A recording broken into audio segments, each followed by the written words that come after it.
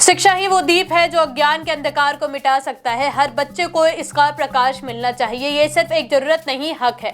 नमस्कार, मैं हूं स्वर्णिका और आप देख रहे हैं द बवाल। राजस्थान के हर कोने तक शिक्षा की रोशनी पहुंचे, ये सपना हर नागरिक देखता है। लेकिन जब स्कूलों में प्रयोगशालाएं बंद पड़ी हो, पुस्तकालय धूल खा रहे हो, सफाई कर्मचारी तक ना हो और शिक्षकों को पढ़ाने के बजाय क्लर्क, गार्ड और व्यवस्थापक बनना पड़े, तो क्या ये सपना कभी हकीकत बनेगा? राजस्थान के सरकारी स्कूल पहले से ही शिक्षकों की भारी कमी से जूझ रहे हैं, लेकिन अब गैर शैक्षणिक स्टाफ की समस्या ने हालात को और बिगाड़ दिया है। वर्तमान में 61% से अधिक पद खाली पड़े हैं। स्कूलों में ना लैब असिस्टेंट है, ना लाइब्रेरियन, ना क्लर्क और ना ही सफाई कर्मी।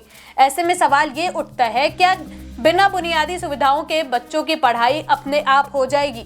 सीमावर्ती और आदिवासी जिलों की स्थिति सबसे खराब है। बाड़मेर में 74%, जैसलमेर में 65%, बीकानेर में 63% और प्रतापगढ़ में 89% गैर शैक्षणिक पद खाली हैं। झुंझुनू, जहां स्थिति अपेक्षाकृत बेहतर मानी जा रही है, वहां भी 44% पद रिक्त हैं। ये वही इलाके हैं जहां शिक्षा की सबसे ज्यादा जरूरत है, जहां के युवा देश की सुरक्षा में अपनी जान तक न्यौछावर करने के लिए तैयार रहते हैं, लेकिन उनके अपने बच्चों के लिए स्कूलों में ना तो बुनियादी सुविधाएं हैं और ना ही पढ़ाई का अनुकूल माहौल, जो जिले देश की सुरक्षा के लिए सबसे अहम है। वही शिक्षा की बुनियाद सबसे कमजोर क्यों है? गांव के सरकारी स्कूलों में शिक्षक आखिर क्या करे? बच्चों को पढ़ाए या सरकारी कागजी काम निपटाए? विज्ञान की शिक्षा दे या मिड डे मील का हिसाब रखे? जब प्रयोगशालाएं बंद पड़ी हैं, तो ग्रामीण बच्चों से डॉक्टर और इंजीनियर बनने की उम्मीद कैसे करें? जब लाइब्रेरियन ही नहीं तो स्वाध्याय और ज्ञान की संस्कृति कैसे विकसित होगी? बिना सफाई कर्मचारियों के स्कूलों में मूलभूत स्वच्छता तक नहीं, जिससे खासकर छात्राओं के लिए मुश्किलें बढ़ रही हैं। बिना लैब असिस्टेंट के विज्ञान सिर्फ किताबों तक नहीं सिमट गया है। बिना लाइब्रेरियन के पुस्तकालय सिर्फ शोपीस बनकर रह गए हैं।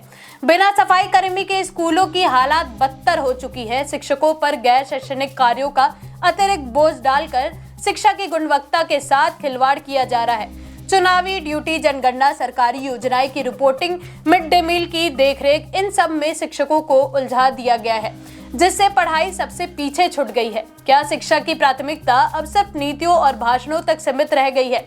अगर आज इन बच्चों को शिक्षा से वंचित रखा गया, तो कल ये बेरोजगारी, अपराध और अंधकार के दलदल में धकेल दिए जाएंगे और इसकी जिम्मेदारी सिर्फ सरकार की नहीं, हम सबकी होगी। योजनाएं और घोषणाएं से जमीनी हकीकत नहीं बदलती, बदलाव के लिए ठोस कदम उठाने पड़ते हैं। राजस्थान को अब फैसला करना होगा, क्या उसकी अगली पीढ़ी भी इसी अंधकार में भटकेगी या शिक्षा का उजाला हर गाँव, हर स्कूल तक पहुंचेगा? शिक्षा सिर्फ एक व्यवस्था नहीं, बल्कि एक भविष्य है और अगर इसे आज नहीं संवारा गया, तो कल पछताने के अलावा कुछ नहीं बचेगा। बाकी ऐसी ही तमाम खबरें जानने के लिए सब्सक्राइब करें हमारे चैनल को।